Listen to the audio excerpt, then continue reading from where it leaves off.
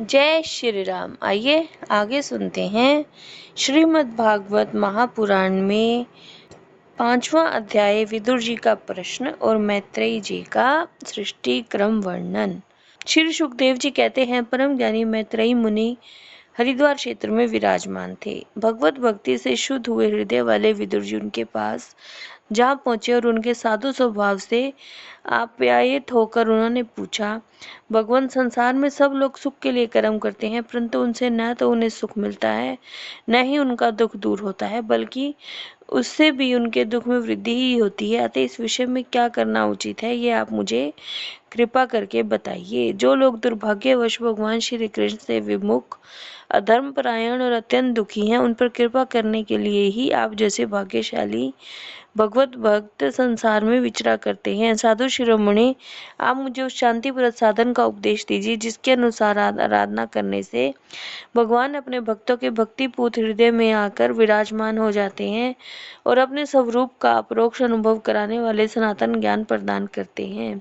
त्रिलोकी के नियंता और परम स्वतंत्र श्री हरि अवतार लेकर जो लीलाएं करते हैं, जिस प्रकार करता होकर भी उन्होंने कल्प के आरंभ में सृष्टि की रचना की और इसे स्थापित करके वे जगत की जीवों की जीविका का विधान करते हैं, फिर जिस प्रकार इसे अपने हृदय आकाश में लीन कर वृत्ति शून्य हो योग माया का आश्रय ले शयन करते हैं, और जिस प्रकार वे योगेश्वर प्रभु एक होने पर भी इस ब्रह्मांड में अंतर्यामी रूप से अनुप्रविष्ट होकर अनेकों रूपों में प्रकट होते हैं, यह सब रहस्य आप ही हमें समझाइए।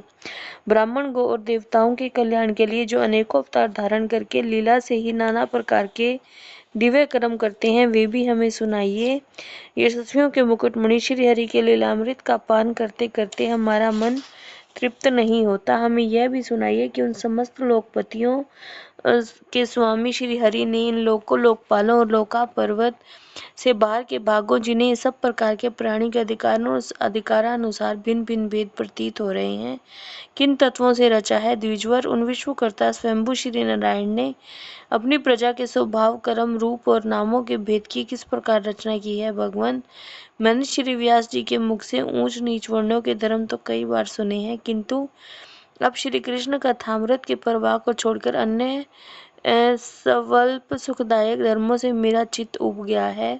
उन तीर्थपाद श्री हरि के गुणानुवाद से तृप्त होकर भी कौन सकता है। उनका तो नारद आदि महात्मा गण भी आप जैसे साधुओं के समाज में कीर्तन करते हैं, और जब ये मनुष्यों के करण रंध्रों में प्रवेश करते हैं, तब उनकी संसार चक्र में डालने वाली घर गृहस्थी की आसक्ति को काट डालते हैं। भगवान, आपके सखा मुनिवर कृष्ण द्वैयापन ने भी भगवान के गुणों का वर्णन करने की इच्छा से ही महाभारत रचा है।